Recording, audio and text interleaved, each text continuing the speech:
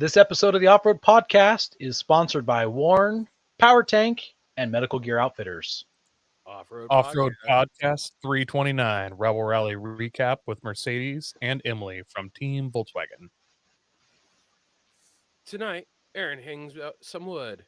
Coy breaks more tools, and Ben can't walk more than 10 feet. Welcome to the Off-Road Podcast, the podcast about everything off-road. We cover the news, review products, and interview people in the off-road industry. I'm your host, Ben, barely alive, here with my co-hosts, Aaron and Coy, and our guests, Emily and Mercedes. And welcome to the show. Thanks for having us. Yeah. The Weekend Review is brought to you by Medical Gear Outfitters. What are you waiting for? Are you waiting to have a casualty on the trail? Check out medicalgearoutfitters.com to get straightened out. Medical Gear Outfitters has everything you need, whether you're going out for the day or traveling on a year-long expedition. Head over there to get off-road specific kits that meet all of your needs. And while you're there, make sure you use Off-Road Podcast for 10% off. You know, I gotta say, when it comes to medical gear, my pulse ox that I just got, totally has been a lifesaver lately. I'm like, okay, I'm having a hard time breathing. Oh, yep, definitely. My O2 is way down and my pulse is going crazy. I need to take some medicine.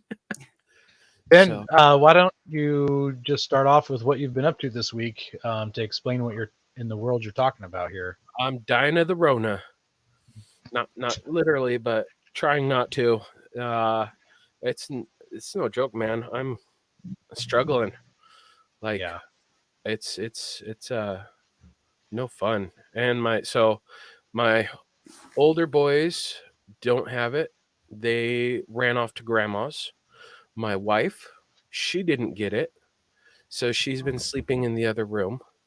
And then my youngest, Theodore, who's 5, has it along with I do. So I have been trying to chase around a 5-year-old and keep him busy. Everybody's gotten better from it or didn't get it except for you in your house? Yep. Weird. Yeah. I thought it only affected people that were overweight and had high blood pressure or had medical problems worse than others. It might fall under all of those. So yeah, it's been fun. But hopefully I start turning the bend here soon. I got sick Thursday, and so yeah, we'll see. Or Wednesday. Wednesday's when I found out, or started feeling like crap, and then Thursday I went and got tested. Found out Friday for sure. So, fun times. Yeah. What about you, Aaron?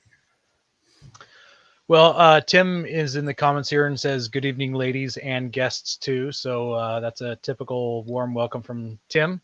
Appreciate you out there in comment land. Yeah, that Facebook user is Andy, by the way. It just says Facebook user here, but I just went online to just check. So he also says, "Get well soon, Ben." There we go. Let's see here. Oops, I need to scroll up before I start saying the wrong words on the podcast. So I had a man cold last week, so I took a couple days off of work. And I really was sick. People at work are making fun of me for just cheating out on or skipping out on work. But no, I was really sick. I'm glad I took the days off because my body needed the rest.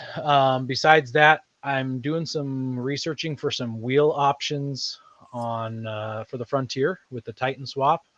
I'm pretty sure I've made up my mind. I'm going to do the Titan brakes for my brake upgrade on the Frontier. So it'll be not only the brakes, the calipers and rotors, but it's also going to be the whole front hub. And I'm going to throw the brake booster in there as well, the brake booster and master cylinder. Apparently that'll add a nice little upgrade. So I'll have some stronger brakes for the V8 Frontier. Besides that, I was kind of feeling good. You use brakes? I do, yeah. I don't just let my brake fluid leak out all over the place. I was kind of feeling good on Saturday, so I spent about an hour and a half working on my new pole barn for the shop, and that absolutely took the wind out of my sails. So I was done for the rest of the day. So apparently I wasn't all the way better. Working on the shop kind of kicked my butt, but I was glad to get more work done on it. How about you, Coy? Have you been up to anything? I went to the Oregon Trail Rally and watched that up at Portland International Raceway. Did you buy a rally car while you were there, or is there one in the background? Did you pick that up? Oh, this is Ken Block's. This is the Hoonigan machine right here behind me. He let me borrow it. We used to party back in the day, so it's like a. Gotcha. I actually encouraged him to start DC shoes. I was like, man, these fluffy skateboard shoes are the best. If only somebody made some in America. And he's like, that's a good idea. Anyways, rest history. No, I went up and watched that. Loved it. Ken Block was obviously there, and Travis Pastrana was there as well. Travis Pastrana, turns out, is one of the nicest, friendliest guys in the world, and makes all the time to talk and sign everything and make jokes and stuff. So that was pretty cool. That's yeah. I watched a lot of cars. Yeah, it was super cool. Watched all the cars. Nobody crashed badly, so that was good. And then went ahead and worked on my car. If you've been following along with the show, I have a CV shaft in one of my cars that I've been trying to remove, and I made the axle nut round, so I went at it with a cutting wheel and made the hub have lots of slots in it. It's a vented hub now, so should help with brake cooling. But anyways, got that all apart finally after all that, and it was super annoying, but it's off now. I just had to buy $200 more worth of parts so I can put it back together. How much did you spend so far spend on tools? I want to know how much you spent on tools. Well, to be fair, those are Craftsman tools, so I'm just going to replace those with new ones that aren't broken. So that's a wash in my book. All right. That's the story that I'm going to go with, anyways. Yeah, sticking to it. Emily, have you done anything in the automotive world in the past week? That's great. Nope. Just drove my car around the city. Nothing exciting. I'm not a big car gal. I'm sorry to tell you all at the start of this, but that's okay. That's all right. Yes. That almost makes it better that you good. Competed in what we're going to talk about. So yes, yeah. Lady-owned Toyotas are in the house tonight. That's awesome to see you guys. How about you, Mercedes? Did you do anything car related in the past 7 days? If that involves my fingers on my laptop for probably 16 hours a day, editing car photos and writing articles and podcasts and radio shows and all of that stuff that revolves around cars, then yes. A little bit of actual driving, just my normal car here and there, but pretty much just normal cars. Normal. Did you turn the blinker on for the windshield wipers, or how'd that go? I did. I drove the gas. I was like, dang it, the freaking wipers go on with the blinker again. For those of you who don't know, my husband and myself have 3 right-hand drive Mitsubishi 4x4s because we are kind of repeat offenders, shall we say, and the wiper blades and the turn signals are switched as well, sitting on the wrong side or the right-hand side of the car.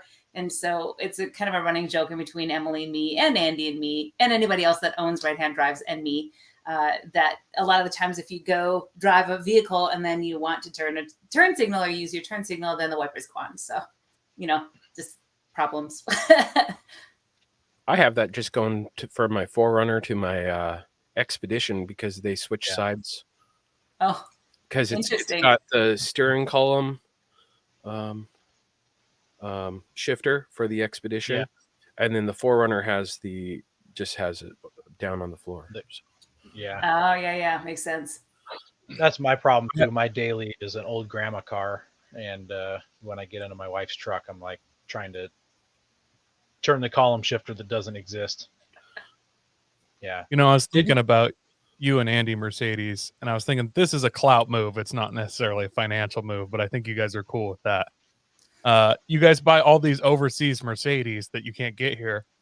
You should buy Mitsubishis that you can't get here, buy a Mitsubishi Eclipse and take it overseas because they only made those for USDM. And then you can be plow over there and they'll be like, oh, their mind will be blown, just like everybody is here. Yep, reverse psychology at its best. Yes, there's a lot of different makes and models that we would bring over there if we could. It's just, haven't figured out how to clone us, times 20 people to do all the stuff that we want to do. And that would be fun to do, to add that to the list. I don't know if this is spilling the beans or not, but I heard that you got to go drive some other cars. Maybe it was a couple weeks ago, some fancy cars. It depends on what trip.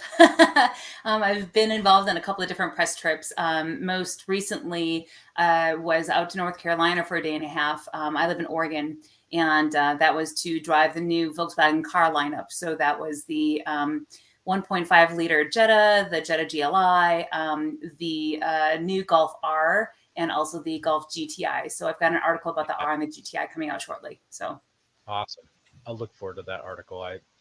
I'm not a VW fanboy or anything, but I do like what they've done with those two specific submodels of the Golfs, or Rabbits if it's the wrong generation. Right. Yeah, to think that the GTI has been around for almost 40 years is pretty iconic. And, they're synonymous with, being hot hatch, right? So, and I think 2004 is when the first R came out, the R32, if my memory serves me correctly. So, so that article is going to be posted here in the coming days via Gear Junkie. So I'll make sure to post it up via social. That'll be fun.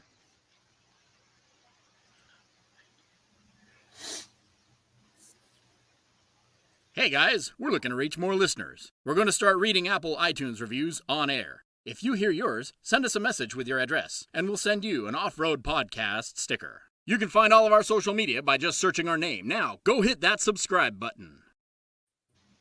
Well, we got some listener feedback from Jay Palmer. It wasn't even necessarily feedback. It was a question. But he was wondering if you guys have any knowledge about Rhino USA products. I did end up responding to him via email, but might as well put it on the show too. So Rhino USA is a U.S.-owned company with Chinese products. So they've got a warranty, like a lifetime warranty. But I don't know. Do you want gear that breaks on you and then you can replace it? I don't know. It's almost, to me, almost like a Craftsman or a Harbor Freight tool. Hey, you've got a warranty, you can replace it, but is it going to stand up to the tests? I don't know. Their ratchets, on the other hand, are really good. Project Farm did a review with some ratchets, like a ratchet straps. Yeah, ratchet straps. Yeah. And the Rhino USA ones, for the money, tested out pretty good. So I don't know. Aren't the Rhinos called Stratchets or something? I don't know. Like stretchy. Yeah. But Jeremy has them for motorcycle tie downs. I'd been looking at them for some trailer tie downs, just for some gear on the front of the trailer. Half tempted. Yep. So actually, no, I did order some, and then they said that it was going to take 3 years or some crap. So I canceled that order.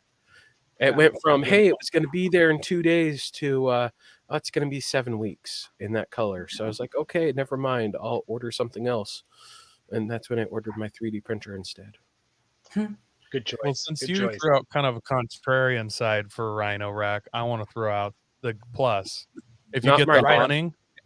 Rhino USA, I think, is different than Rhino Rack. Yep, two different companies. Never mind them. I didn't realize there were two different companies. Sorry, bro. Fine, they're crap. But if you're looking for some quality recovery products, I suggest maybe a company called Warren Industries. I hear they've been around for a while. I don't know. I kind of have all of their stuff in my recovery gear, and none of it's ever broken, and I'm kind of crazy and stupid. So yeah, and you've had to be recovered a lot. So I've definitely put it to the test, and the only I thing don't feel like I'm crazy, Ben. Don't talk about yourself like that. You're not crazy. No, I'm not necessarily crazy. I'm just accident prone. That's why I'm not allowed to wheel right now. No wheel November for me. No wheel November for Ben. Yep, no wheel November. I just had a post, a memory show up of me commenting about, hey, going wheeling with Louie next weekend and going camping overnight. And I'm like, oh, I know how that rolls out. It's when We've seen that one before. I've seen that one before. Let's not repeat that. So yeah, no wheel November for Ben. We also want to thank our sponsor, Patriot Patch. Head over to patriotpatch.co and check out their selection of great patches, shirts, cleaning mats, signs, and stickers. You can also join the Patch of the Month Club for $15 and receive a patch, matching sticker, and artist proof each month. So Patriot Patch just sent the three of us hosts, hey, look, I'm really big right now. The three of us hosts some awesome patches to show off. So I figured I'd show off some until I run out of them to show off in the next 2 months. Here is Face from the A-Team. I don't know if we'll get it to focus. There we go. Face from the A-Team, rocking like a micro Uzi and a Corvette there.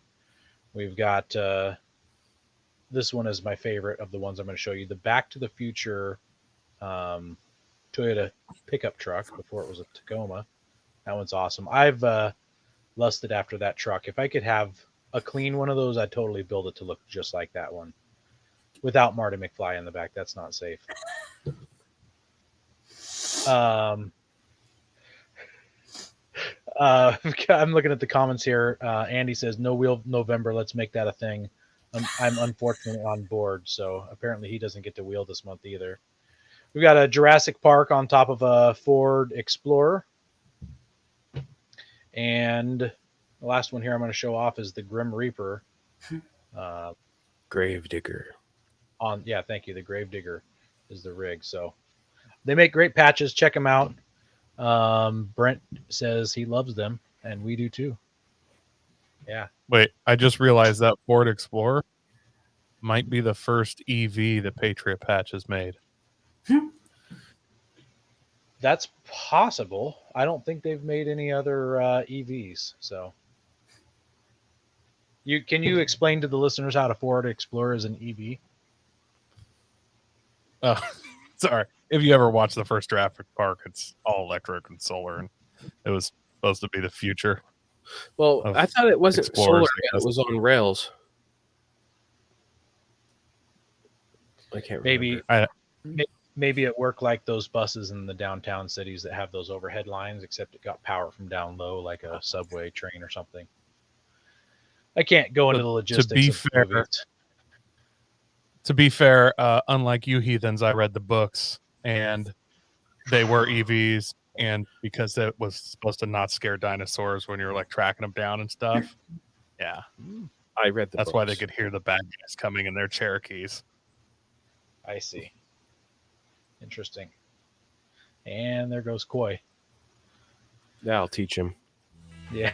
The news is brought to you by PowerTank, the ultimate mobile onboard air system for performance, versatility, and reliability. They are your source for all air-related accessories. Check them out at powertank.com.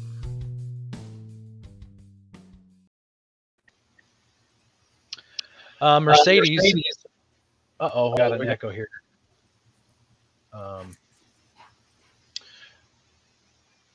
I heard that you haven't driven the new Bronco yet, Mercedes, and I have a theory. Got a theory. What's that? Ford at SEMA just released their new Bronco DR, which stands for Desert Runner, and it's got a V8 Coyote motor in it, and I think they were saving that one for you. It'd be awesome to drive. I'd love to drive any of them. I haven't driven them yet. Probably the last person on the planet, but my time will come. So it's they debuted it at SEMA. It's called the Desert Runner, which I swear that there is other. Is there other desert? I think Nissan had a Desert Runner. I can't think of. I think Nissan Frontier was marketed as a Desert Runner. I'd have to look it up. But anyways, it's called the Desert Runner. It was created for events like the Baja 1000. Yeah, look at that beast. Those are some serious fender flares. Mercedes, if you ever get to drive it, you just call me. I'll navigate you. Yeah. Oh yeah, we'll make it a date. For sure. Eric in the comments says that there is a Desert Runner Frontier. So and Brent backs him up. So yeah. It's got the 5-liter Coyote V8 engine in it, 10-speed automatic transmission. Ford says it puts out over 400 horsepower. That honestly doesn't seem like enough horsepower. It seems like a fairly low number for what that engine is capable of. No, they just want you to say Ford 100 power. Ford 100. Yeah, 400. That was terrible. So it's using the frame and the structure of a 4-door Bronco, but it clearly is just a 2-person vehicle. I'd love to go get coffee in that. It's rocking new Multimatic spool valve shocks. If you don't know what those are, look them up because there's no way I can explain it to you. Somehow changes the valving a bajillion times per nanosecond is, I think, what it says in the article. It's got 15.8 inches of travel in the front suspension and 17.4 inches of suspension travel in the rear, which is pretty awesome for something that's not a full-on buggy. It's rocking 37s, front and rear locker. They changed out the half shafts up front to make them beefier, and they also made custom aluminum A-arms up front. So get your pocketbooks out. It is going to be in the mid $200,000. If you're not good with math, that's about $250,000. They're only going to make 50 of them. Oh, it's not street legal also. Oh, that's fine. The cops won't know. Or they couldn't catch you when you're driving off-road away from them. Yeah. Through backyards and fences and stuff like that. So we don't condone that. But Jenkins. You do you. So I have a kind of a Ford conspiracy theory that I'm going to throw out there. Remember how Ford was like, we'll never put a V8 in the Bronco. Yeah, remember so that? That's what I titled this new segment. Ford puts a V8 in the Bronco. They say they wouldn't put a V8 in. So, but wait, there's more. Did you know that the CEO of Ford, Jim Farley, was like a cousin of Chris Farley's? No. So he's laughing up in there, doing somersaults and freaking out and saying God knows what to make everyone angry, and then making V8 Broncos a year later. Google it. Oh, Google it. I'm not. What was that? A joke. What was the Chris Farley movie where he was driving around? Was it Black Sheep, where he's driving around trying to yes. Yep. sell Callahan Auto Parts or whatever? Oh no, that was Tommy Boy. Tommy Boy. Yeah, Tommy Boy. Yeah. Black Sheep was the election one. Out of Buckley, it was filmed. That's right. That's just right. down the street from my house. Wow. He backs up that GTO and rips the door off and then puts it all back. What'd you do? What did you do? Yeah. Anyways, that guy's cousin runs Ford, just so we're all clear. Wow. That's like the mind blown right there. I did know that fact actually from listening to another podcast called The Horsepower Hour. Yeah.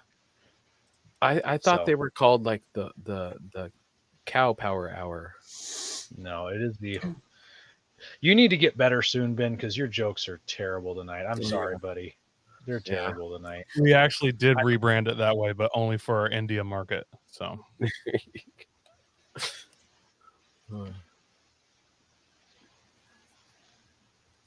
Oh, sorry. Go prepared with Warren Industries. They produced the first recreational winch in 1959 and lead the industry with their dedication to quality and reliability. When you dig yourself in deep, make sure you have the right tools to get yourself out. Get Warren equipped and go where others can't. Now, let's get ready for adventure and head into our main topic.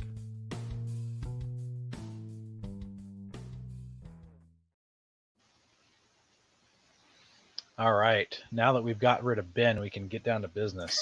I hope he feels better soon. I know. Yeah. He's a good guy. Yeah, he is. Before we jump into the main topic, I Emily, I think you made a comment earlier. I can't remember if we were on the air or not, but you mentioned that you aren't much of a car person, which is totally cool.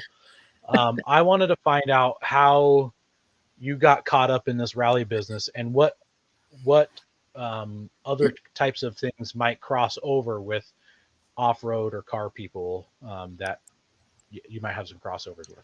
Sure.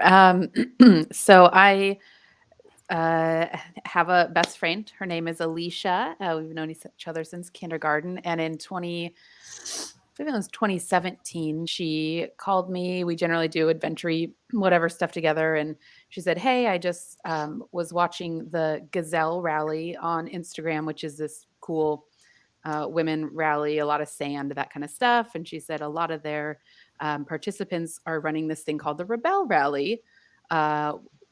Let's talk about it. And so she does off-roading with her husband, and they live in Southern California, and I'm in Washington. And I was like, yeah, sure. Tell me what it is. Cause I'm kind of always just up for an adventure, whatever it is, take me with you. So we met, and she was showing me what it was, and I'll take any adventure. So I said, sure, sign me up. And we went on a training weekend with Emily Miller and Chrissy Beavis from the Rebelle Rally, and learned how to do off-road navigation with pencils and compasses and paper. And I loved it. I love math. I love adventure. I love trying something my brain doesn't know how to do. So her and I raised some money and signed up as team Navigessors in 2018 for the crossover class in my Subaru Crosstrek that I drive every day.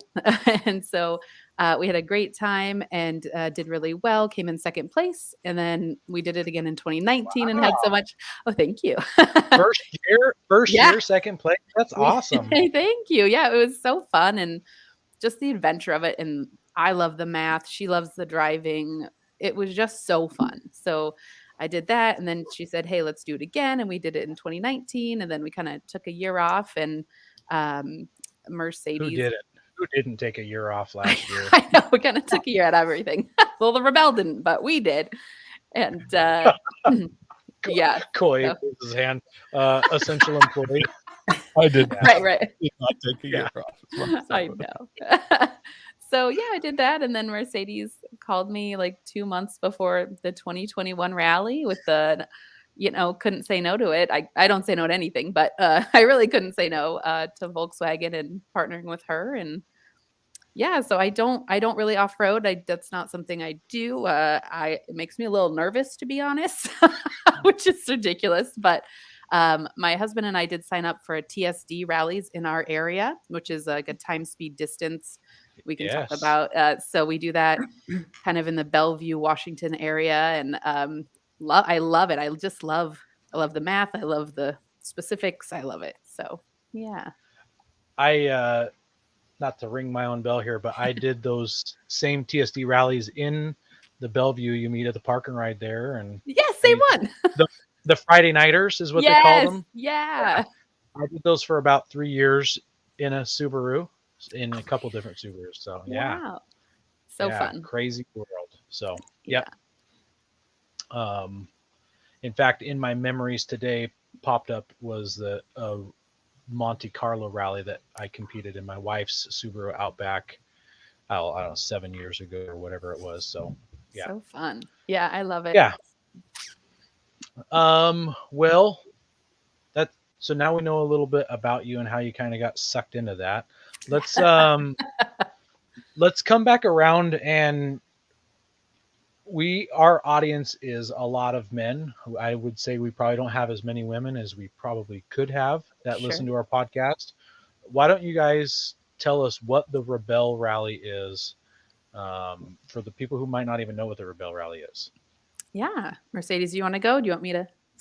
Oh, sure. I can start. Okay. She's good at this. So I know a couple of statistics about it since I've been writing about it for the last couple of years. So the Rebelle Rally is an all-women's traditional navigation rally. It's the longest mileage-wise and pretty much the longest running rally in the United States, and it's for all women. And Emily had alluded to it basically it's map and compass, right? And a plotter and pencils. So old school, there isn't any traditional or there isn't any technology that's allowed. No navigation, no GPS, nothing like that. So literally you get checkpoints every single day that you have to hit. They're hidden in the Nevada and California deserts. And you get coordinates, basically your longitude and latitude in a certain order that you need to hit and be able to see how many you can get. And the people that have the most, essentially after the rally is done, the most points ends up winning their specific designation. It's been going on since 2016. I think that this was the biggest year ever. There were 52 teams, which is quite a bit of people. I think that they've ranged from like 30 some, and then, you know, of course, they've been doing it every year, even though I competed in 2018. I covered it as media on site in 2019 and then remotely in 2020. Usually there's about 30 to 50 or so teams. So teams of two, and they could be international people. They could be women that are from the country here. And this year we actually had a veteran group or veteran duo that actually had a service dog too. So they were a team of 3, which is really interesting. I was going to ask you that because I saw that in your like press release thing that you sent out, that there was a team of 3 and one was a service dog. What was the service dog's duty? That's a really good question.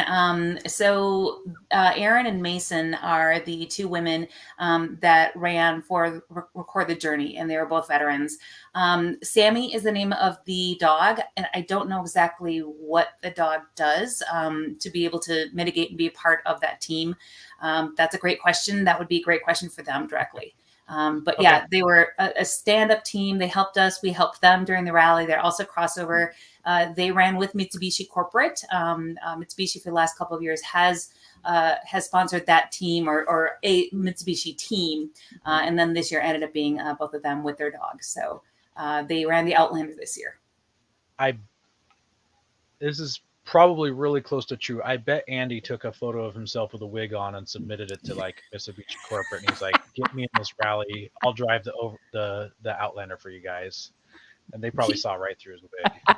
Yeah, he's been wanting to do something like this for a long time. I mean, Andy and I rally, same with Emily and her husband, Chris. Andy and I do TSD, time, speed, distance rallies here. You know, we live in Oregon, of course, so just a little south of Washington. But, we've also done a pretty intensive rally, which you guys are very well familiar with, the Alcan 5000 rally. So that was a 10-day crazy winter Arctic rally that he and I did. And so, yeah, I mean, I love the fact that I can rally with him too. And it's an extra challenge, but it's so rewarding to do it with your partner and not kill each other. Yeah, no, you're not feeling attacked. I think we're getting the messages a little later, but yeah, I think he's referring to me pointing out that he would do anything to drive a Mitsubishi for a rally. Right. I was kind of coming full circle saying that Rebelle was one thing that he wishes he could do. And I know there are a lot of other men that wish that they could do the Rebelle or something like it. But you guys have so many other races. Come on, let us have something, or so many other rallies. Let us have something. So I will say that's like the number one comment I get when I tell any man that I've done it. They're like, "Well, I want to do it." Like, you have all the rallies. Let us have one. Well, I think it is so cool. You guys have those other rallies too. We do. Yeah. I want to make it clear that there's not like men's only rallies. I think that'd be a little odd. It's just a little different. So it's nice to have a lady. I'm glad that the women have their own rally. I think it's really cool. And I obviously can't speak from experience, but I have heard in the past that the women only competition events have a way different atmosphere than men's competition events, more friendly intrigues. So that's weird how it would be that way, but I think it's good that there's the Rebelle rallies around for the women. Yeah, I had learned about the Gazelle rally when it first kicked off, and I was just like, that is so awesome. And I had a friend in Washington who was trying to go. I don't think she ever raised enough money to go do it because I mean that's a big deal. The Gazelle is overseas and stuff like that, and so I was super excited when they created the Rebelle rally here in the States. So I think it's awesome. And I'm super happy that you guys have a thing that you can do and go be a part of. So so stoked for you guys. Thank you. Not jealous at all. How did you guys prepare for this event over the last times that you've competed? Oh, Emily, do you want to go first with that one? Yeah, it's very different. I've never been involved with a car company. Volkswagen was really fun, so great. Their team with Nicole and Sean, and then adding Tanner and Reese later was very fun. Historically, it's me and Alicia going like, well, shoot, what do we need?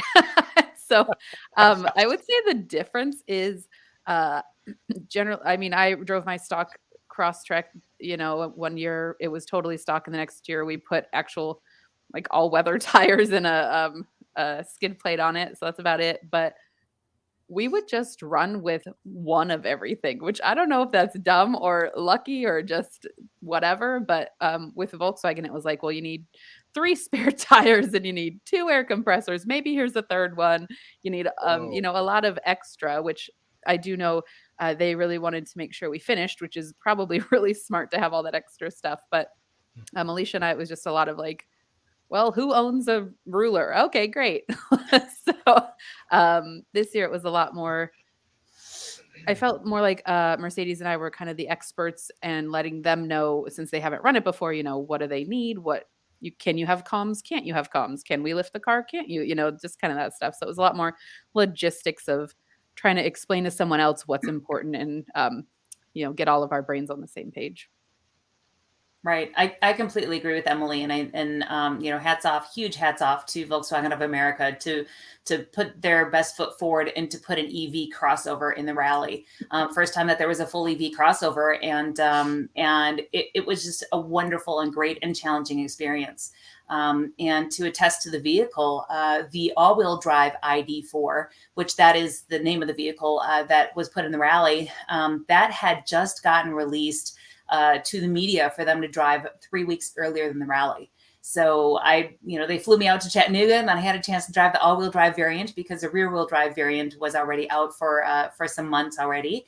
And they said, all right, we're going to take one of those vehicles and literally ship it all the way back to the West Coast to Reese Millen Racing. And they did the build on it, but wanted to retain as many stock features and stock elements as they could, including the vehicle geometry. So it was not lifted.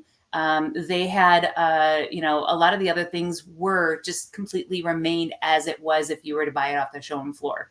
Some of the add-ons that they did do were they had a Kevlar and aluminum skid plates down below because we knew, obviously, we were going to be one of the lowest vehicles that were out there, but wanted to make sure to protect that battery pack. They moved up and back the radiator, to make sure that there was enough airflow and make sure that that wasn't going to be in any kind of detriment with off-road driving. They had a small tube steel bumper on the front area. We had some recovery points for the back, like a hitch receiver bracket, and in case we got stuck, which we used, and things like that. So it was, again, talking a lot to them as the experts, having done the rally. Even though Emily's done it in a crossover twice, I've done it as a 4x4 competitor. I drove my my Navigator's then husband's personal work truck, and it was a Toyota Tacoma Access Cab truck. So, not my vehicle with that one either. So, but learning through all of that and figuring out, okay, here's the master list of every, part and piece that we need, specific recovery gear, what's mandatory, do we have enough rulers, who's got compasses, this and this, and mandatory backups. I mean, I had so many outlines that I've written and that we went through with VW for them to understand. And it was such a great partnership because they were very open, and they were willing, and they were fast, and they were fun. And to me, it just made it the world of difference. I mean, we had a short time to pull it all together. And I think just with everybody, including Tanner Faust, too, with having some one-on-one time with him with driving, just made it all happen. And it was just great. I want to jump back real quick to where you said Reese Millen Racing and then breezed over it like that didn't get said. So did you get to talk to Reese Millen at all, or? Unfortunately, not this time. Not yet. Anyways, not yet. I'd like to interview the shop, though, for an article or two coming up. But we had VW as our point people. We had Nicole and then Sean were our point people through VW. So they kind of project managed that whole effort. So what our lists were and what our suggestions were from a vehicle standpoint or from a recovery standpoint, or this is how we want to run the rally, and like a roll cage in 5-point safety harness might not be the best options because we have to get in and out upwards of 100 times a day out of a vehicle, and all those little tips and tricks that we know now running the rally multiple times that they don't necessarily know as an OE coming into a rally of this magnitude. So it was interesting. Yeah. But I mean, what we had is then they took to Reese and then also to Tanner Faust. And he was really instrumental too, to kind of oversee the build and help us. And he rallied the rear wheel drive variant in Nora down in Baja. So that was pretty cool. And that vehicle finished as well. So we're kind of in a really unique standpoint right now with being in the forefront of EV off-roading. Still weird for me to say that. EV off-roading? What is that? But it's really, really cool to be a part of it. And I hope it continues. I really do. Aaron, you're going to want to unmute your mic. Yeah, there we go. As much as a petrol head that I am, and Coy is, and everybody on the show, we all embrace the technology, and I think I can speak for everybody and say we're excited about what it can bring to motorsports and to off-roading and anything like that. So we're looking forward to it. I mean, I don't want to lose internal combustion engines altogether. I still want some of that, but yeah. I want to find out how you guys were chosen by Volkswagen. It was very, very last minute when we heard about it. It seemed like you announced it to social media like 2 weeks before you left, it seemed. It was kind of on the way down there when we announced it, actually. So I think the planets aligned for us, and through a dear friend of mine, Sue Mead, and being a journalist who writes about different off-road, different off-road events and things like that, and vehicles, and have driven my fair share now of different vehicles off the beaten path. All of that came together, and then I talked to VW. They were originally looking for a journalist who could drive and then basically pilot the vehicle, and couple that with a great navigator that can get us to the finish line. And that was their biggest goal, is we want to see this vehicle do well. And by that well, we mean finish strongly, finish under our own power, and hopefully never need to tow in because we ran out of charge, or hopefully didn't have a catastrophic failure. And none of that happened, thankfully. And so I think with all of that being said, is we had absolutely no battery issues, absolutely no mechanical issues. And it was a great team. I mean, I've never teamed up with Emily before. I hope to do it again at some point, no matter what kind of crazy expedition we end up doing together. Yes. I think it was kindred spirits, and the whole entire team of us, VW, the support staff, all of the people behind the scenes that I don't even know of, or Emily doesn't even know of yet, including the two of us to make it happen in such a short time was just awesome. The press release, it ended up, I announced, I think it was 2 days or 3 days before tech inspection actually started. The most important thing is when I flew to Tennessee, to Chattanooga, to test drive the all-wheel drive, they couldn't announce that we were running the vehicle, or that specific vehicle, in the Rebelle Rally because it hasn't even been announced to the public yet. The public didn't have the media didn't have a chance to drive that. So everything hinged on that. And so the media drive was mid-September. Then they took that vehicle, trucked it all the way over to California to Reese Millen Racing. They had about a week and a half, 2 weeks with it to get it all built up, wrapped, all that type of stuff. Then they wanted to do photographs of that vehicle wrapped and in finished condition for the press release. And that's why we kind of got pushed a little bit behind. But then, we were able to announce it a couple days before the rally. Yeah. Yeah. And she picked me at a, cause she's crazy. Mercedes and I don't know each other. We met briefly in the rally a few years that we were both there. And I just couldn't believe that she called me. And then the fact that it all just happened was crazy. So so fun though. How much time did you have from when she called you till when you were flying to go do the rally? I think it was about 2 months, right? Roughly. Okay. Yeah, I think when we all agreed, I think it was just a hair over 2 months. So then they immediately sent me to a navigation training with the rally that they offer which was amazing. But I also couldn't say what I was driving. So I just kept saying like, yep, I'm going. Like, I can't tell you who my partner is and I can't tell you what I'm driving. So it was, Gosh. yeah, it was fun. So yeah.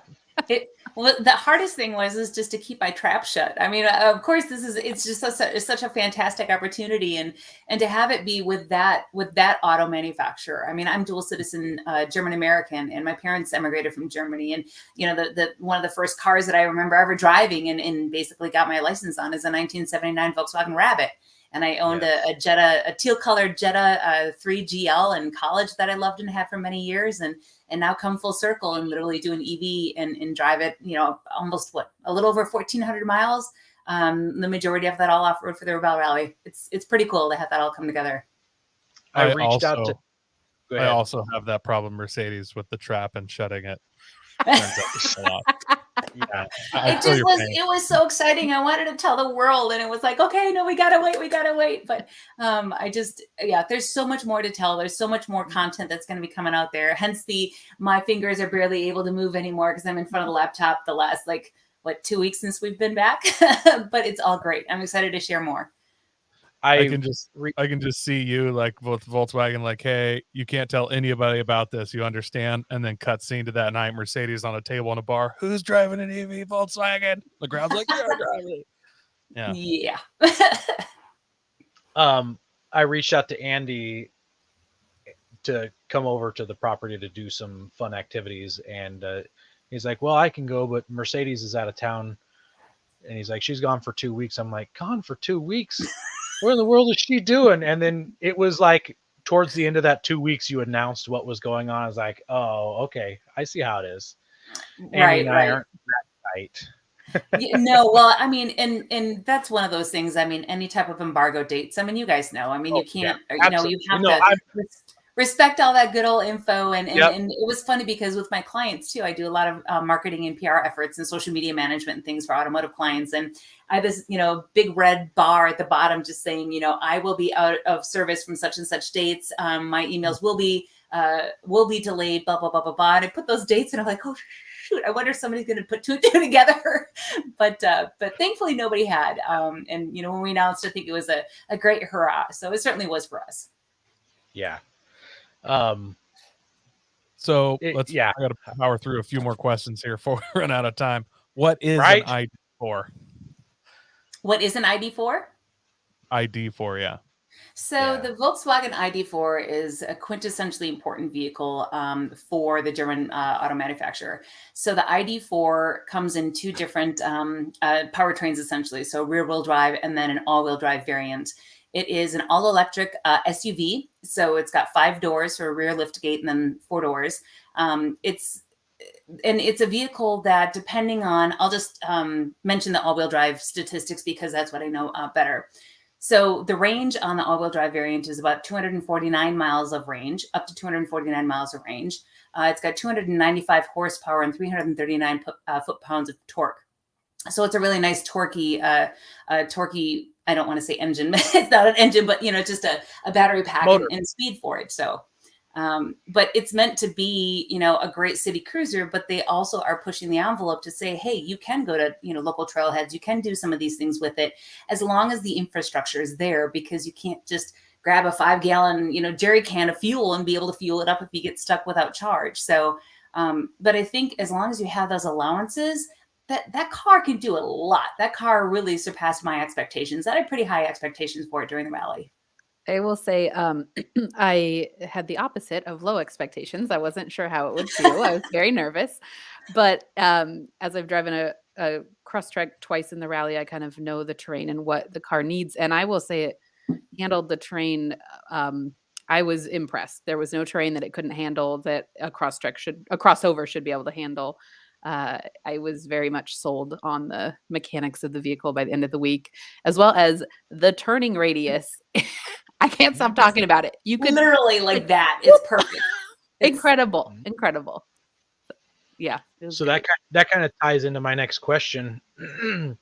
I wanted to know if the car switches between all-wheel drive and two-wheel drive for saving on battery power and things like that. And also, If it has any sort of simulated diff locker or anything like that, it sounds like maybe it is able to drag a tire to make sharp turns or power an outside wheel or something. Yeah, those are all good questions. So the all-wheel drive variant doesn't have like any locking ability. It has two different main drive modes. So D as in dog, your main, that's the mainstay, and then B as in boy. So D and B. So it's different with the Volkswagen ID.4 than it is with other manufacturers where, if you let off the throttle, that all of a sudden most, or at least a lot of the manufacturers I know, they then regenerate right away. With Volkswagen, what they do is if you're in D mode and you let off the throttle, let's say you just let off the gas, right? The throttle. And then you would normally expect that it would automatically start regenning. It doesn't. It coasts. So that is their belief, is basically having it be as simulated as much to an ICE vehicle as possible. So you're not all of a sudden, inviting that drag back. In B mode, that's interesting because that has definitely a lot more of a regenerative power to it. So if you flip it, and you can flip it on the fly. I learned that very quickly. It's like, oh, you can, do highway speeds, and all of a sudden I need to turn right off this road to, finish our transit and go off road again. I'd flick it into D mode or B mode, and it would automatically just start regenerating down, down, down, down, down, and send power back, and then eventually come very close to a stop. So I was able to use that in a way off-road, similar to 4 Low, where it had the gearing. Again, I'm just using this terminology because I'm used to talking about ICE vehicles, but it had similar gearing to like 4 Low, where you let off the throttle and it would automatically brake for you. Then you'd push on the throttle. And that was just great through like rock crawling, some technical sections, some tight sections. And even in the sand is if you needed that to kind of slow down quite quickly and recapture some of that energy. Gosh, one of the biggest things that I noticed is when we were on highway transits and we would have long, steep, grades that were going downslope, is I would be very conservative with my driving. I could capture several kilometers just right then and there, back of battery. So it was really interesting to kind of play that whole game. So it doesn't really have any like, lockers, any of that type of thing per se. So it's a different methodology of being able to use this vehicle in the way that you would normally use, in my experience, again, with like a traditional 4-wheel drive, whether you'd have 4 high or 4 low or locked rear or like in Emily's testament, a crossover. So I learned how to drive it in a completely different way. Was it the way it was intended? Nobody's really tested it that way. So, other than Tanner and rallying Nora, which is a different rally from my understanding. I've never been there to cover it. So, but what I understand is it's kind of a go fast, go long, go hard type of a rally. Whereas this is very much different. You're slow. You're looking at a map board with a topographic map and your compass. You have to get out. You have to take headings to make sure you're in the right direction. That, as Emily so wonderfully did. But then we realized, oh, this is now a range game, right? We had to make sure that we had enough range to get back to the charging truck midway through the day, and then at the end too, so we never ran out of fuel, so to speak, out of power. Were there any other vehicles, EV or hybrids, that competed this year? There was one other full EV, and that was the Rivien R1t Truck. They had a prototype version of it last year that was driven by Emmy Hall and then navigated by Rebecca Donaghy. So they were out again this year, and I believe it was a full production model this year and battery pack. That was the only other full EV. They competed in the 4x4 class. And then there were 2 different plug-in electric hybrids. So there were 2 Kia Sorento PHEVs and then 3 4xe Jeeps. Mm-hmm. Emily, can you tell us how you dealt with the range of the vehicle? And I heard that you were an absolute wizard with a slide rule. So, well, thank you. Well, I'll tell you. I had no idea how. I've never driven an electric car, so I kind of just assumed the kilometers that are on the odometer or what you have. And so day 0, honestly, was a real eye opener for me of range anxiety. Right, that little icon, that battery icon, is I get so stressed out with that battery icon. Like, I wish it was just a gas thing because so stressful. So day 0 and 1, I wanted to win. I wanted to go out there and get all the checkpoints, right? That's my job. Her job is to drive it around. My job is to get her there. So I really had to shift my brain and say, like, listen, we maybe don't have enough kilometers to get everywhere, or for me to mess up and just try to find something. That's generally the game of that weird checkpoint. Let's try to find it and waste our gas. It doesn't matter, but now it mattered. So I had a bit of a brain shift, but Mercedes is such a great partner. And let me just note, a incredible off-road driver. And so if I just tell her to get somewhere, she gets there. And it was a lot of me watching her. Her number one job is to drive. She doesn't need to worry about numbers. She doesn't need to worry about anything. And she did that and trusted me to watch her odometer and say, like, hey, we're burning 3 kilometers to every kilometer you're driving with whatever this terrain is or however you're handling the car. And sometimes it was she decided to back off. And sometimes it was like, we have to do this or we won't get out of here. So we'll have to deal with that later. And, Can I ask real quick? You keep saying kilometers, but we're in America where we go by Freedom Eagles. How dare you? Was the car set up in kilometers, or is it just how the rally works? The rally, you can run it in miles. It's more difficult. It's all they present it in kilometers. Okay, so you'd have to do a lot of math, and that's decimal points I don't want to throw away, so I refuse to mess it up. So kilometers for a week and a half of your life, and then which is tough. Yeah. All the mapping they give you is in UTM then or something? Well, you figure out your own everything. So the maps they give you are just longitude, latitude, and that's it. And then the road books are, the big numbers are kilometers and the tiny numbers are miles. So you kind of do what you want to do. Your rulers have miles and kilometers. So like you could run either, but I choose to run it in kilometers because that's kind of how it's presented. So to me, it's a little easier. One less math equation to mess up. So yeah. So besides the navigational challenges that are part of the rally, what other challenges did you guys find? Yes. So there is the TSD, which is time, speed, distance. So they give you a road book and it's this many kilometers. You're going to turn left at 27 degrees on this other road or, whatever, which some of them are timed. So you're trying to get to each of the different specific lines at a certain time within 0 seconds of the time. So I math it all out in the morning to figure out how long things should take or how fast, whatever. And then Mercedes and she drives and I'm just telling her in 0.27 kilometers, you're going to see a road on your left, take it, continue going 30 kilometers an hour. And then her and I are figuring out, she went a little slower because of the terrain. Now we need to speed up or, trying to hit checkpoints at exactly the second you're supposed to hit them. So there's that. And then they usually throw in 1 or 2 kind of random things during the rally. One year it was a tire change for speed. One year it was find your emergency equipment.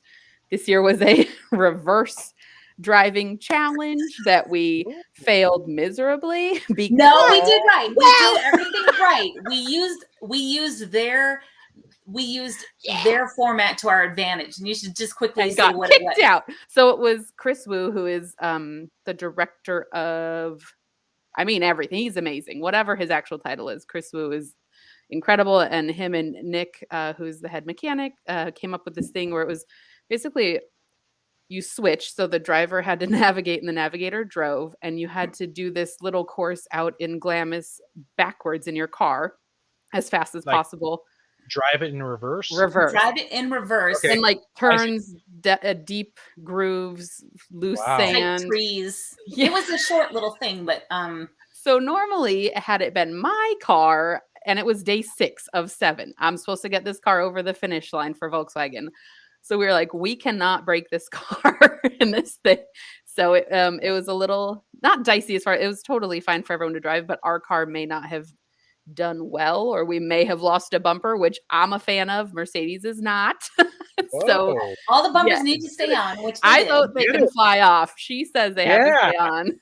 Well, they had a 2, so it was you get penalized every time that you had to go forward right? Put it And in then drive. I think there was every time that, of course it was speed, right? So you had to be backwards, and then they would penalize you 2 seconds for going forward.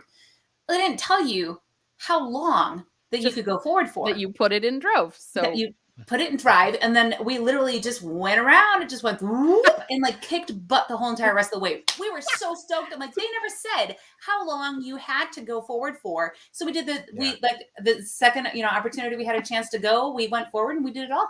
Did it great. Car handled beautifully. We got kicked out, didn't win the prize, but that's okay. So it's just I don't see that as a failed miserably. I see that as using the rules to your advantage. Yeah. That's We saw it out of the box. Oh yeah, exactly. Yeah. For me, I still think we won because I think we were the only team that did that. But hey, there weren't any written rules. They said you get a 2-second penalty for going forward. They didn't say that you could go forward and then finish it with it. So it should have been better with the rules. I'm gonna have Ben write a letter.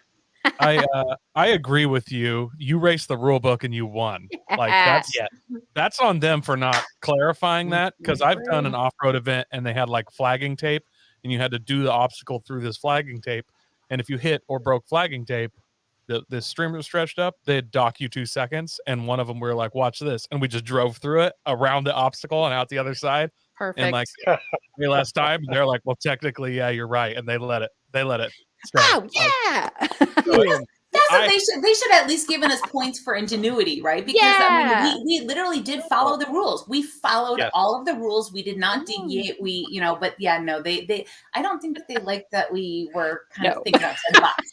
I will say, normally I'm a rule follower, right? The math, the navigation rules. But my other partner, Alicia of the Navigessers, she's shifty like that, smart and shifty. And I thought, what would Alicia do? Hold on. I'm like, Alicia would figure out the rules to her advantage. So it was definitely, I used that.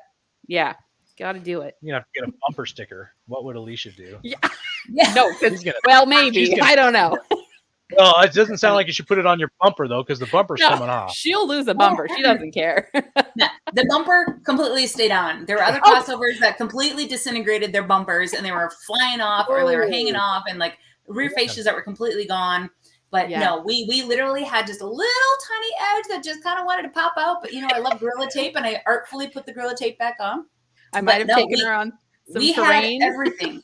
All parts of the car that started with the car, finished with the car in one beautiful fashion. I will say, an advertisement for Mercedes, if any other car companies or Volkswagen wants her again.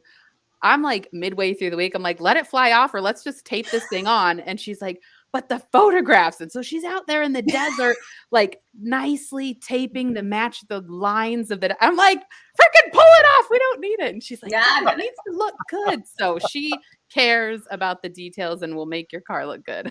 I didn't want to Photoshop every other photo that I took with it though. So I was very artful and no, it did great. It's the car. The car is amazing. The car really is amazing. Even at stock height, it could do even that much more with a lift kit and maybe some other things done to it. But it just surpassed my expectations. And even though learning the range game and learning what types of terrain eat up more mileage or kilometers of range than others, that was a whole different mind shift. As Emily, you were talking about mind shift early. For me, she was recalibrating her brain, pun intended, recalibrating her brain with, okay, we have to get to the charge truck. Then what can we pick up along the way? Knowing that we can't run out of range. And for me, it was trying to understand, okay, what mode can I be in? And when I be in X, whatever mode, whether it's D or B mode, what type of terrain eats up more range than others? And how can I shift my driving to equal what she needs me to do and where to go? So I'm very humbled and honored to have had that opportunity with VW and to drive an EV off-road. And I hope that there will be more opportunities to do that because we're so much on the forefront of this. EVs are finally gaining so much popularity with mass market for on-road endeavors, But there's also a lot of movement happening for getting the infrastructure up and running. It's kind of like a cat and mouse game, right? I mean, you finally have EVs. People are really wanting EVs, but what can we do with infrastructure? And are there hydrogen powered EV stations that can charge your vehicle in 15 minutes versus 45 at an 80% charge? Or so it's all kind of happening, and to be part of that in a dynamic fashion is so awesome. And I hope it continues, because it fascinates me, and it just really makes me even try harder to be a part of this engine, but be a part of this and see how it can move forward, and what happens, and who is part of it, and just the challenges along with it. So you're perfectly segueing. It's like you're reading my brain here about what my next question is going to be about. So I want to know how you guys charged it.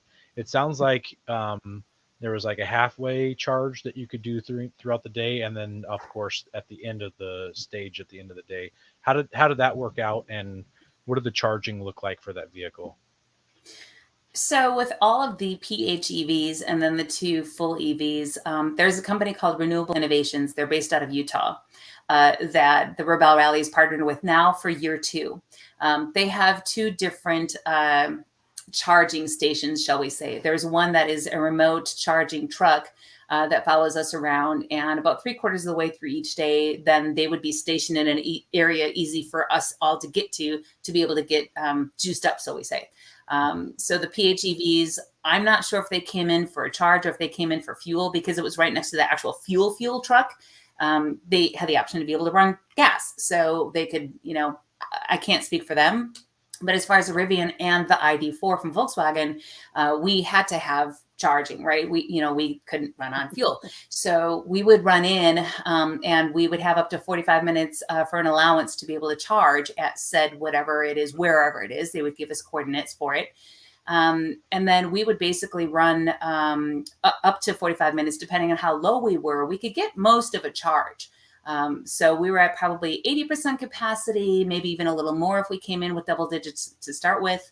And then they added that time onto the rest of our day, because, other vehicles, ICE vehicles, when they came in, they could be in and out within 5 minutes, where we had to sit there for 45 minutes. So, and then again, once we finished with the end of that day, we were just able to go ahead and charge overnight too. But they did make, oh, so sorry. There's a quick rule that we couldn't touch any navigation, so it was fair to the gas. Right, exactly. So we're kind of split. Right. I didn't realize that the gas cars could fuel up. I just assumed that you didn't get fuel till the end of the day. Most days you don't. Most days it's this is your fuel and that's it. Depending on the length of the transit or the train, they might have a midday stop. But I think they were trying to make it a little. It was mostly the PHEVs that could top off with either 5 gallons or something. I think because they have such a small tank, I think that was more of what this midday was. Do you guys run the same route as the 4x4s? Like, is that everybody runs the same course? Pretty much. There's usually like 2 to 3 different ways you could run the course. So we might start at the north end and someone else starts at the south end, but the flags are all in the same place. They might be a different number for us. And I would say in my 3 years of a crossover, I think we run 90% of the same rallies 4x4. Every once in a while, there's a couple really technical ones for them that we don't get, and she'll put more of a navigation challenge for us. But we're out there with the 4x4s. They're following us down the trail. So my guess without knowing is I think it's 90% the same. What do you think, Mercedes? What she said. So we heard Eric, you guys. Go ahead. Hang on. Eric in the comments says, how quickly did you get a charge? And they said that they get 45 minutes to charge it, and it almost stopped them off. And then he's also asked about the disadvantage of not just being able to dump fuel in, but you guys were saying that however long you were there taking a charge, they gave you that many minutes at the end of your day to continue on. So that's pretty awesome. Right. Yeah. I think, I guess maybe a disadvantage for me is if you have to wait 45 minutes or up to 45 minutes, it breaks your concentration, especially as a driver. Mm-hmm. You have to sit there and you sit there and you sit there. And so, you know, we can talk, right? But we can't plot points. We can't, you know, kind of figure out what we need to do. We can eat, which is kind of nice in a way. You can actually sit there and have your mountain house if you actually had time to do that, or just, you know, snack on Cheez-Its like she and I have. We got a running joke with Cheez-Its. If you listen to Cheez-Its, but, long story. That's for another podcast. But so it can be a plus and a minus though. I mean, I think from a driver perspective, I just want to go. I want to keep on going. And I don't want to just break my mental concentration, because for me, it's even that much more in a crossover, especially a full EV crossover, than it was even in a 4x4. You have a lot of that same terrain and you're a lot lower, and I don't want to say less capable, but you don't have 4-low. You don't have all the tools. Right. You've got other tools to be able to arm yourself to be successful at rally. So I will also say the only other disadvantage is in the morning starting at 7 a.m., they let a car off the line every 2 minutes, usually is how it works. So if you pull that 8 o'clock start time and then you add 45 more minutes to your day, you could be coming in later in the dark, which depending on where the sun is, harder to see holes in the road or something. And the flags that you need to get for the checkpoints. Yeah, that's a good point. So yeah, a lot of times we were rolling in late. I mean, not late as in like missing our base camp, because the checkpoints and base camp all open and close. So you have to get to all your checkpoints within their open time for your said car. So the 7 a.m., you know, car out will be, you know, their closing time will be earlier than what you are if you're 8:14 or something like that out. Mm-hmm.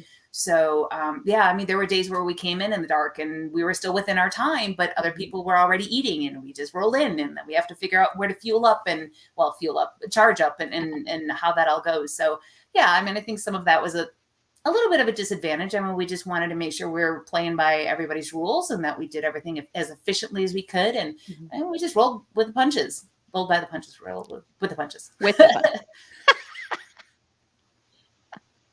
We heard that you guys got to spend some time with Tanner Faust.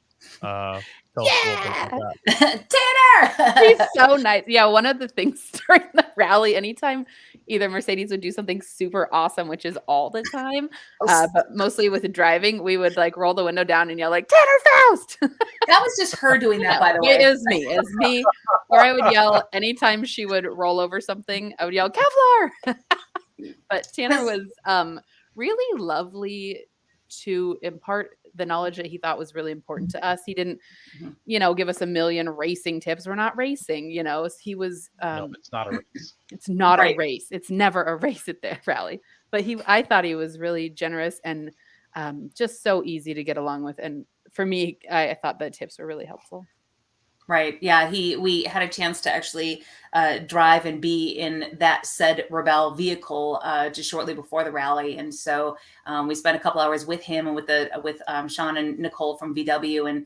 And yeah, so it was just having one-on-one time with him off road and to be able to soak up as much knowledge as he was giving me and just saying, okay, this is what you might want to do. And then we got not high centered, but 3-wheeled off camber. And then he said, okay, stop.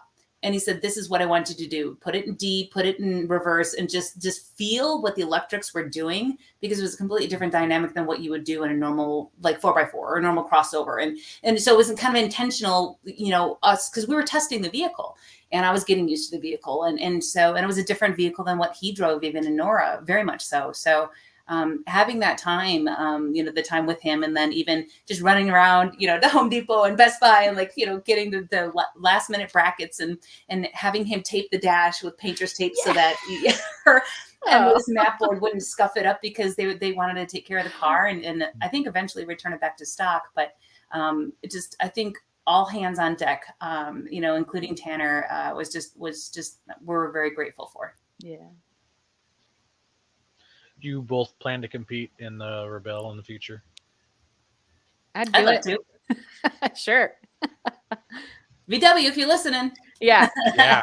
I'm gonna get a wrap done by Cheez-Its. Have Cheez-Its do the wrap for you guys. Well, here's the thing. We both live in different cities. So as we were meeting, she messaged me and said, don't judge me. I bought a family-sized box of Cheez-Its. And I was like, oh, funny. I bought one of those today, too. So apparently we're just meant to be friends. And we also think Febreze should sponsor us, because things don't smell good a lot of the time in there. Now, that's across the board. That's just not, our shoes, but Yeah. TMI. Probably at men's rallies also. Oh, I yeah. can only imagine. Yeah, there's certain things that you guys have more of, and that might be one of them. On that note, Eric wants to know if you guys see EVs or hybrid becoming a class that's separate from the fuel vehicles in the future, or if you think they'll just continue to be integrated as they are. It's a good question. I always try to think like Emily Miller, like guess what she's doing. I think everyone does. I don't think so. I think she wants to test them against a gas-powered car because she is just testing the car. There's definitely a designation, and I could see maybe someday, kind of like the there's a prize for the best new person. What's I don't know. All the new people are up against each other, and whoever gets the highest score, gets to win for that. It's not an actual class, but they do it. I could see something like that, like highest scoring EV. But I think she's trying to put the cars against the cars, and I would assume no.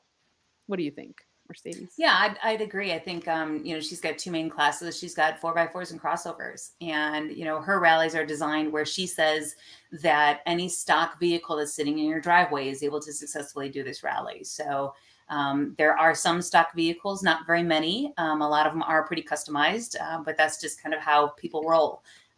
So yeah, I agree with Emily. I think that she doesn't want to play any car segment of being like, oh, well, we need to have them as be exhibition or this or that. It's no, like have everybody all in one. You're a crossover. You could have that designation saying you're electrified, as they call the PHEVs and us EVs. But yeah, have every crossover, vie for that, those couple of top spots, and to finish. Same with the 4x4 class. Mercedes, you've been freelancing for over 3 years now. Where are some of the places that the listeners can find some of your work, and what kind of articles you're writing? Oh gosh. So I write for several different automotive publications, as well as the New York Times Wheels column, Forbes Wheels, Car and Driver Autoblog. I'm the editor at large of Tread Magazine and also feature editor of Toyota Cruisers and Trucks. So, and write for other publications. So easiest way is to probably just follow me on Instagram or my Facebook, which is my own name, or my husband and myself run an automotive site and social called Crankshaft Culture. A lot of the times I post the articles that I'm writing or that he may be writing, because he's also a freelance journalist, on his off hours. Because I jokingly say we hate free time. But they really do hate free time. Remember the fingers that on a laptop right there. But yeah, so I think that's probably the easiest, is to just follow along with social, because I do post some of the articles that I write, and a lot of it is ID4 coverage. A lot of people are wanting to know how that vehicle did, what are some of the challenges, just the lowdown, the insider scoop, and things like that. So there will be a good bit of ID4 coverage coming out soon. Emily, if anyone wants to contact you to navigate for their next rally or anything, yes. how can they reach out to you? I have first tips. Well, please call me. Alicia, then Mercedes. Yes. Yeah, I was going to say. Happy to navigate anything. Literally put me in the seat and I'm happy. I don't care what it is. I'm on Instagram. It's DermieCat, DERMIE_KAT. Also on Facebook is Emily Winslow. Dermenstein is my maiden name, so it's on there as well. And that's about it. Mercedes tags me and everything. If you follow me, there's a lot of cats and plants. But yeah, I'd love to navigate anyone. I love it. So yeah. Nice. Well, we want to thank everybody who listens to us weekly and who tunes in for these live videos on YouTube and on our Facebooks. We appreciate you guys. We love all the comments. It helps keep our guests on our toes sometimes. We appreciate you guys helping us grow, and God bless America. Don't forget to visit Patriot Patch and join the Patch of the Month Club. Check out our Gaia affiliate link for up to 40% off. Also, don't forget to head over to Warren and Power Tank to see all of their great gear. We are a proud part of the Firearms Radio Network. Got a question or comment? Send it to us through our webpage at firearmsradio.tv. or through our social media channels by searching for Off-Road Podcast. Also, you can listen to us live at overlandradio.com, Mondays at 7 p.m. Pacific. When off-road, please remember to have fun, tread lightly, be safe and courteous, and thanks for listening. insert electric car noises here.